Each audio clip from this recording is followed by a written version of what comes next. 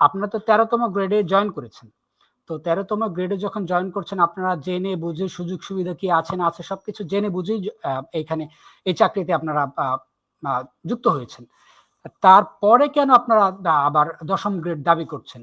এই বিষয়টা নিয়ে কি বলবেন? মানে এইটা নিয়ে আপনাদের ব্যাখ্যাটা কি? মানে এই প্রশ্নটা আসছে।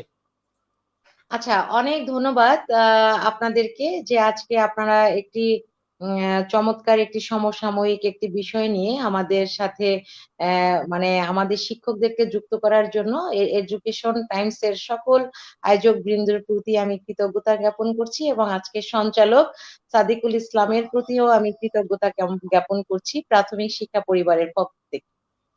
আসলে আপনি প্রথম প্রশ্ন করেছেন আমাকে যে আমরা আসলে কেন মানে 10ম গ্রেডের জন্য আমরা আন্দোলন করছি, আর প্রথমে আমরা যেহেতু জেনে শুনেই আমরা এই চাকরিতে এসেছি 13তম গ্রেডে, কিন্তু কেন আমরা তাহলে এটা করতে যাচ্ছি। তো আমি আসলে বিনয়ের সাথে আপনাকে বলতে চাই যে আসলে আপনি যখন একটি চাকরিতে আপনি যখন প্রবেশ করবেন, ধরেন আপনি একটি চাকরিতে প্রবেশ করলেন, আপনি জানলেন যে এটি আসলে 13তম গ্রেড। তো আপনি কি আসলে যেখানেই আছেন, ধরেন আপনি আপনার যাপিত জীবনে আপনি কি একটি জায়গায় কি থাকেন? আপনি কি আসলে একটি জায়গায় কি আপনি একদম চিরতরে, আপনার প্রতিটি মানুষের তো সংসার শুরু হয় ছোট্ট একটা চিলে কোঠা থেকে, তারপরে ধীরে ধীরে ধীরে ধীরে সেটি বড় হতে হতে তো একদম অট্টালিকা পর্যন্ত পৌঁছে যায়। তো প্রাথমিক শিক্ষায় কেন শিক্ষকরা সেই দৈন্য দশায় 13তম গ্রেডে থাকবে, আর কোনো পরিবর্তনের কোনো রূপ কোনো দিন মানুষ দেখতে পারবে না? এটা কি কোথাও লিখে দেয়া আছে যে আপনি সারা জীবন 13তম গ্রেডে আছেন? আর শিক্ষকতা পেশায় তো মানুষ আসে কেন? আগ্রহ নিয়ে শিক্ষকতা পেশায় আসে। এবং আপনাদের এই শিক্ষকতা পেশায় যারা আসে তাদের কিন্তু মানে রাষ্ট্রের কর্ণধার বলেন বা যে কোনো সরকারি আসুক, তাদের প্রথম কাজটি কিন্তু হওয়া উচিত যে শিক্ষকদের মর্যাদা বৃদ্ধিতে কাজ করা।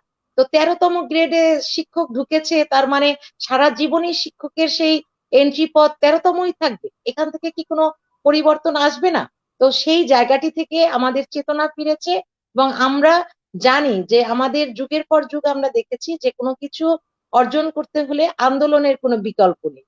তাই আমরা এই রাহুর গ্রাস থেকে মুক্তির জন্য পরবর্তী প্রজন্ম যেন শিক্ষাকে, পরবর্তী তরুণ প্রজন্ম যেন আমাদের যে উন্নত দেশ বলেন কিংবা আমাদের পার্শ্ববর্তী দেশের যে মানে তরুণ যে শিক্ষক, মানে তরুণ যে ছেলে মেয়েরা যারা শিক্ষকতা পেশায়, যারা আসলে মানে স্বেচ্ছায় যেন আসতে চায়, যেন এই যে মানে এই শিক্ষকতা পেশার প্রতি যেন কারো অনীহা না আসে, সেই জায়গাটি থেকে আমরা মনে করছি যে এই মুহূর্তে আমাদের এই শিক্ষা ক্ষেত্রে একটা বিপ্লব ঘটানো উচিত এবং প্রাথমিক বিদ্যালয়ে শিক্ষকদের অন্তত তরুণ প্রজন্ম যেন এই তৃতীয় শ্রেণীর নামটি থেকে যেন মুক্তি পায়, তারই জন্য আমাদের এই 10ম গ্রেডের আন্দোলন। এবং 10ম গ্রেড আমরা কেন চাচ্ছি সেটার ভিন্ন ভিন্ন ব্যাখ্যা আমি আপনাকে দিচ্ছি। আমি বেশি দূরে যাচ্ছি। আপনি দেখেন, সমযোগ্যতা সম্পন্ন একই কারিকুলাম, একই কর্মঘণ্টা, একই ছাত্রছাত্রী, একই, বরং তারা, আমি বলবো যে এক্সপেরিমেন্টাল যে স্কুলগুলো, পিটিআই সংলগ্ন যে প্রাথমিক বিদ্যালয়গুলো যেগুলো আছে, সেখানে কিন্তু সারা বছর মূলত পিটিআই এর যে প্রশিক্ষণার্থী থাকে তারা আসলে বছরের বেশিরভাগ সময়ই তারা সেখানে পাঠদানে নিয়োজিত থাকে। তো সেই পরীক্ষণ বিদ্যালয়ের শিক্ষকরা যদি 10ম গ্রেড পেতে পারে, আমরা কেন পারবো না? একই কারিকুলাম, একই সময় ঘন্টা, একই শিক্ষার্থী, সবকিছু একই। তাহলে আমাদের মানে বেতন বৈষম্য কেন আলাদা? মানে আমাদের আমাদের এখানে বৈষম্য কেন হবে? এটি হচ্ছে একটি কারণ। আরেকটি কারণ হচ্ছে 10ম গ্রেড আমরা এই মুহূর্তে কেন চাচ্ছি। আপনি রাতারাতি দেখেন মানে বিভিন্ন সেক্টরে মানে 17তম থেকেও 10ম গ্রেডে উন্নীত হচ্ছে, 16তম থেকেও 10ম গ্রেডে উন্নীত হচ্ছে। তাহলে আমরা কেন শিক্ষকরা একই জায়গায় একদম বালি চাপায় ঠাসা পড়ে থাকবো? একদম মানে মনে হচ্ছে যে মানে কবরে নিক্ষেপ করা হয়েছে, অন্ধকারে আপনি কূপে পড়ে আছেন, এখান থেকে আপনার আর মুক্তির কোনো পথ নেই। এর দায় কার?